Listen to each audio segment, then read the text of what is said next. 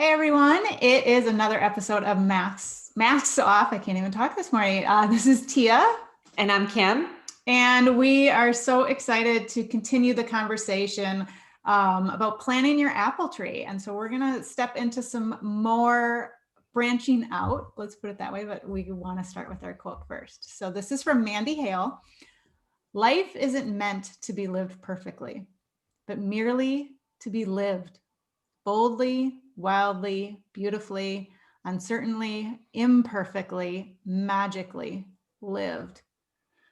Whew. Wow. Life's a roller coaster. Yeah, so profound. Something that I just definitely didn't grow up having that mindset or that belief. I was just always, like we were talking about in the last episode, so attached to outcomes.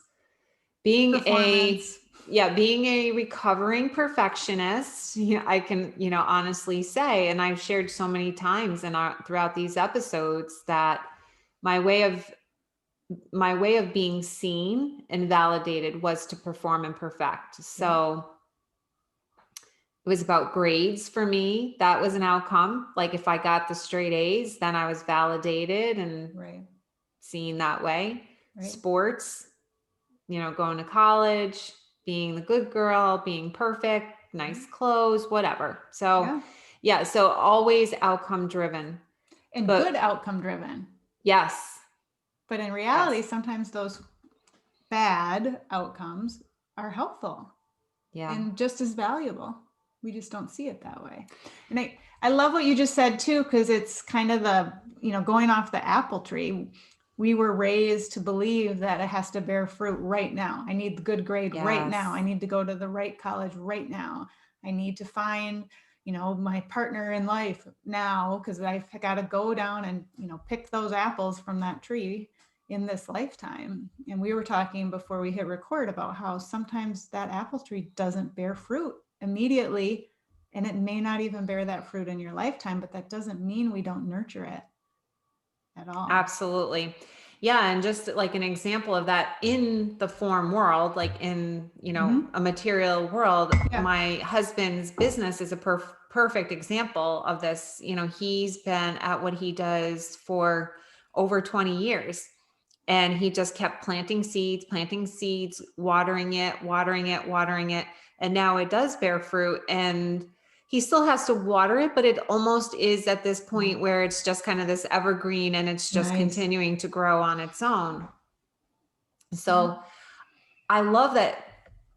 Oh, and that goes back to growth mindset versus fixed mindset that we talked about in a few episodes back.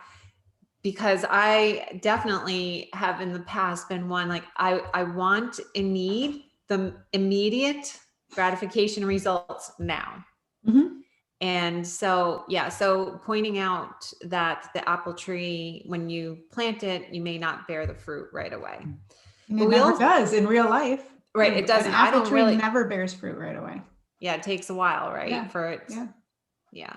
Exactly. So, and going along with the quote as well. So life, we just talked about life isn't meant to be lived perfectly. So that's that piece, but to be lived now boldly, wildly, and beautifully, uncertainly, imperfectly, magically.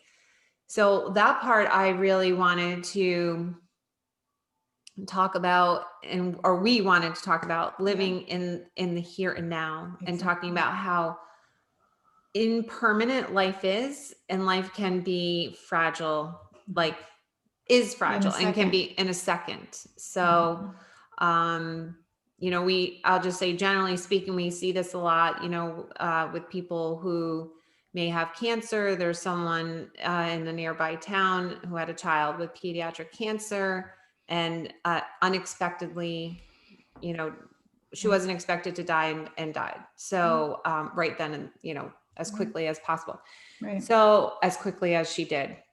So my point is, and it's so hard, right? So like then when things like that show up, or I even think about Kobe Bryant and even Chadwick Boseman, I mean, young men just taken in their early 40s, like that's another example. When those types of situations come up, it really, allows me to just pause and reflect on this idea of how fragile life is. Right. It's and then I reminder. It's a reminder, and I tap forget. in.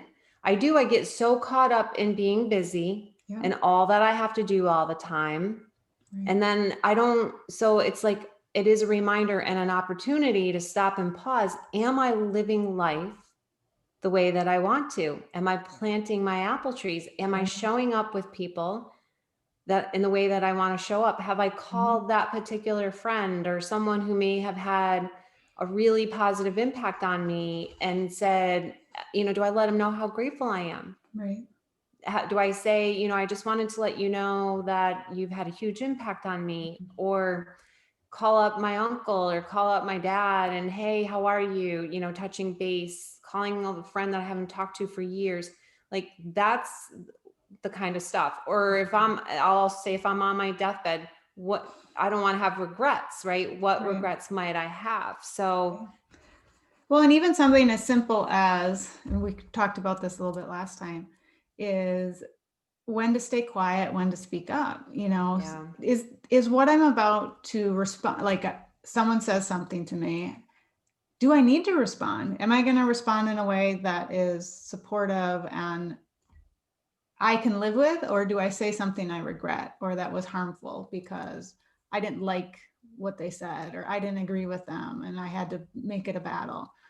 So even just those, it can be small little things. You mentioned, just holding the door for someone. Right. Well, no one can see our smiles behind our masks right now when we're out at the grocery just store. Say, hey, how are you? Say, hey, how are you? It doesn't have to be big things.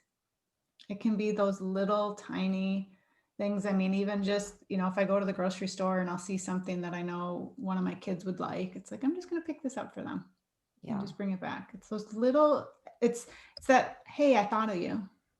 Exactly. And it's not about stuff or anything. It's that heart connection, so we have it within ourselves and then we can share it with others. And we only have the now. I mean, that's the bottom line. We only have the now. I mean, you brought up other people who have passed. I mean, I recall, I think it was last year, there was a helicopter crash in Kauai, in Hawaii, and a local woman and her daughter were on the helicopter who died. And when I was reading about it, I looked at, it was the exact same helicopter company that we rode when we were there. Wow. So it was like, that could have been us. Like it would just because it was that same company, it hit a little deeper because it was like, oh, we could have been the one that crashed in the mountains of Hawaii. Never to be seen again. It's another one of those opportunities to wake up and just again be reminded. Right. Yeah. And also just going back to the point that you made about it can be little things. Like a lot of times when I hear people say like, oh, live life to the fullest. Oftentimes I think that people are like referring to, oh, go big things, to go skydiving, or like you swam with the sharks. Like that's all amazing and like great experiences to have in life. But I think for me, and I think for this quote, it's not necessarily those types of experiences that allow me to feel like I've lived life to the fullest, or I am living life to the fullest. It is for me more about the heart connections and about living in the here and now. I mean, really, it's like just about being able to be present and just show up fully, being authentic, which is why, right? Yes. It's why we do masks off. It's why we have our school Unlocking Authenticity, because for me, the mark that I want to leave in this lifetime, or my work and my job in this lifetime, my apple tree is to become as authentic as I can and to return home to my true essence as much as I can, and then to see that in others and to connect in that space and nurture their apple tree and nurture theirs, water their tree so they can become more authentic. And I mean, as you were speaking, it was like, that's exactly how I feel as well. And I think, just looking at the quote, I was looking at it while you were talking, It's that wildly, beautifully, boldly, uncertainly, imperfectly, magically.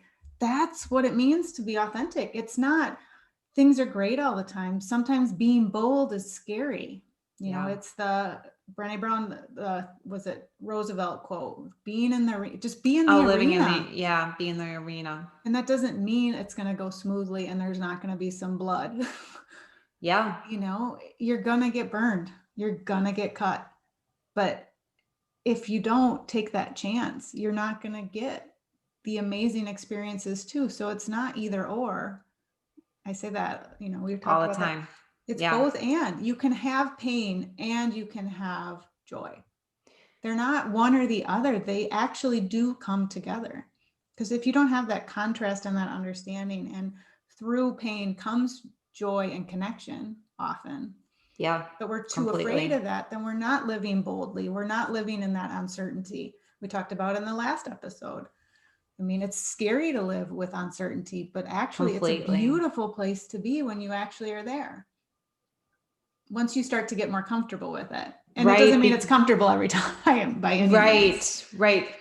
So the uncomfortableness of living in uncertainty, if that's on the one side, and then the other would be what would be the opposite? So you can find, the 0 point.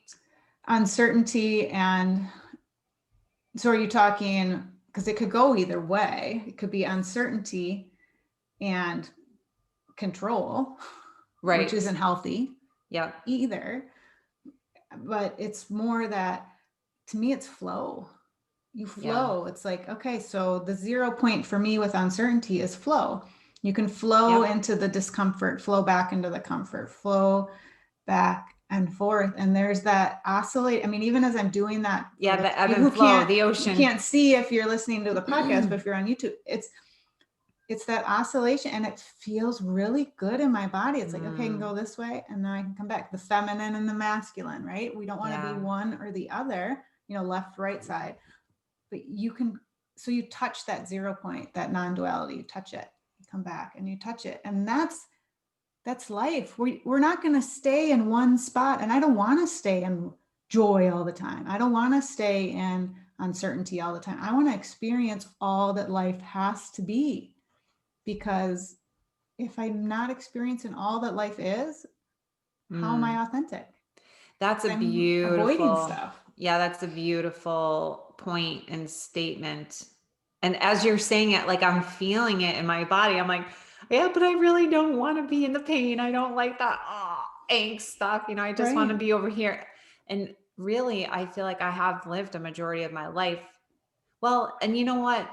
To give myself credit, our minds are wired to move away from pain and toward pleasure, right? To move away from the hippo coming after us, to move away from the big bear toward safety, toward comfort, toward pleasure. So we're wired that way.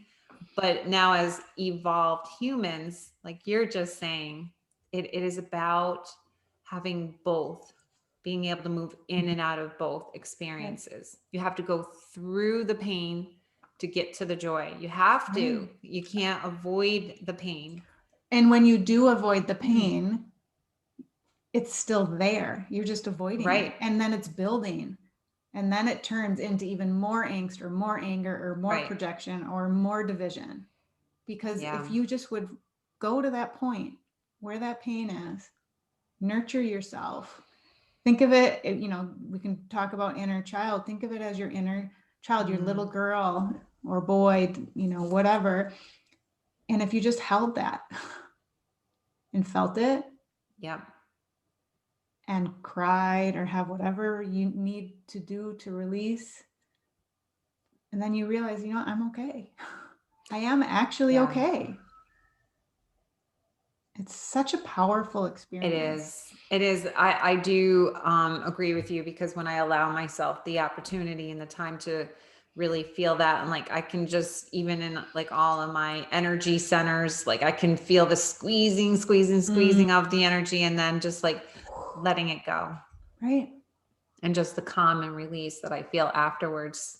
And that is the human experience if we allow ourselves to live it. It's all that she says in this quote.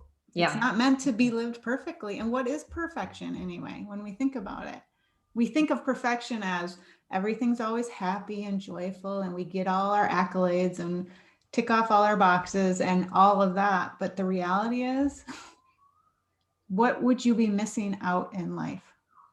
Yeah, exactly. A lot. Yeah. Yeah.